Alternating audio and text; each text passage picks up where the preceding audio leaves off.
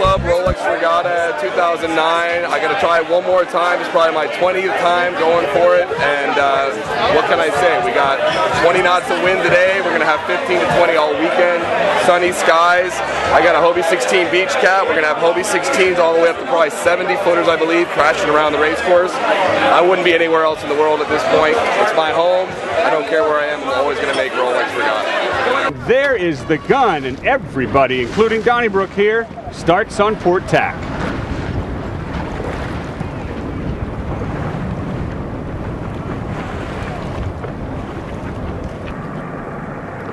Winning the start at the pin end and leading the fleet upwind is Jim Miller's Vincitori.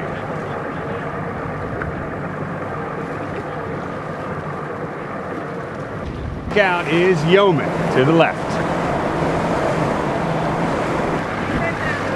Spinnaker Racing's Class CSA1 is off the line next. Of course, they are also favoring the pin end heavily and have tacked onto port.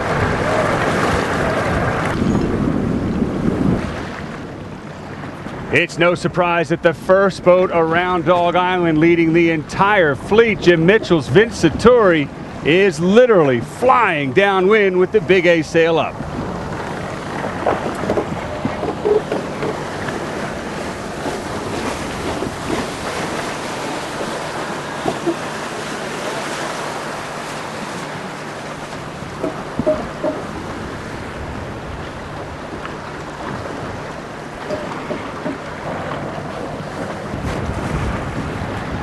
After a rough start, it looks like Sergio Sagramoso is working his way through the fleet.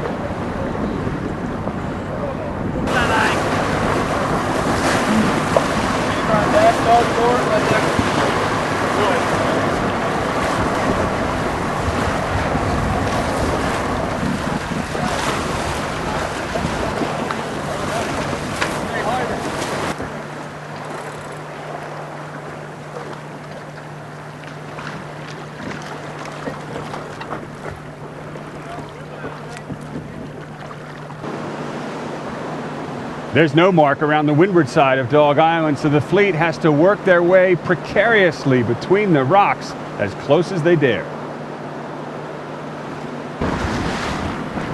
Lapping some of the other starters, it's Vincitori. They've gone down to the leeward mark and are back upwind in the cut.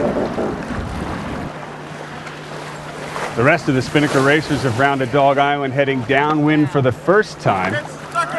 Downwind being much trickier than upwind, as the fleet picks their way through the puffs and lulls.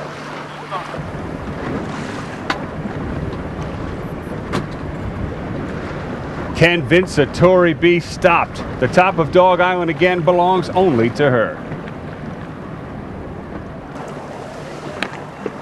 One of the trickiest parts of the race course is where the breeze gets really light here. Top of the track, jibe set for Jim Mitchell and crew. Most all of the team on board are professionals, and it shows.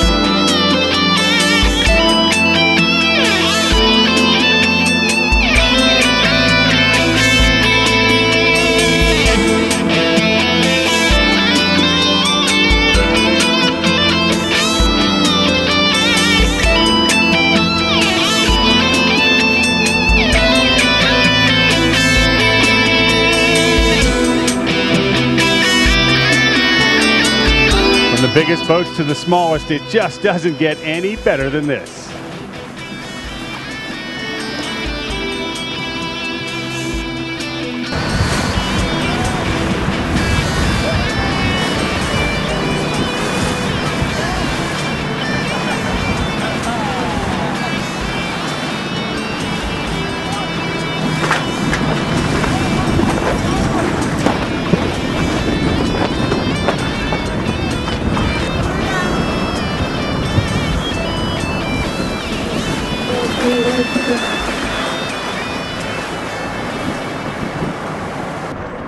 "15 seconds to go for the start of the fourth and final race on the IC-24 fleet. Here comes the countdown. 13 of these one design boats native here to St. Thomas. 2, 1. There's the gun, the black line boat over early. They actually just won the third race, but of course that might be harder to do in this one. They have to go back around. The rest of the fleet tries to sort themselves out here at this, the favored pin in.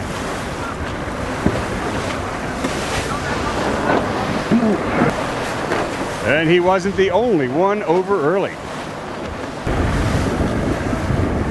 The fleet heads to the left and finally finds places to tack. Here's Fraito Lugo, who's won 7.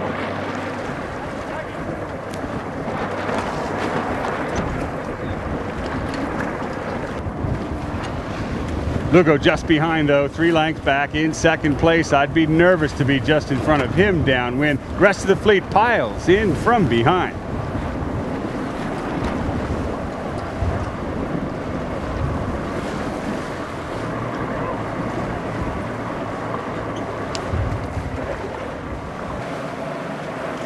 Here's local hero John Holmberg aboard Stinger, sailing with all junior sailors aboard.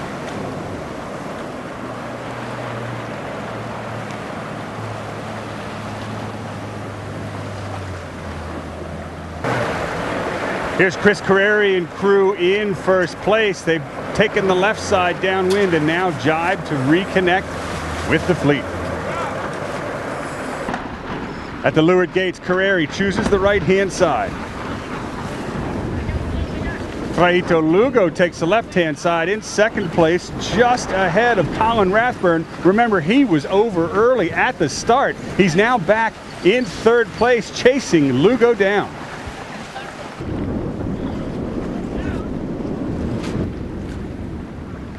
The fleet makes their way downwind. The next stop is the finish line. That could have been a race-losing move right there for Colin Rathburn as Chris Carreri surges forward aboard line. Coming into the finish, it's close, but what an amazing story. The race goes to Colin Rathburn. He came all the way from behind to snatch victory. One of the wonderful parts about racing in the Caribbean is the weather. Everybody knows it's perfect every day. We've got 10 to 15 knots all the time. You're racing out in the ocean. There's swells to surf. There's hot sun, cool breezes, and beautiful women. You can't beat a place like this.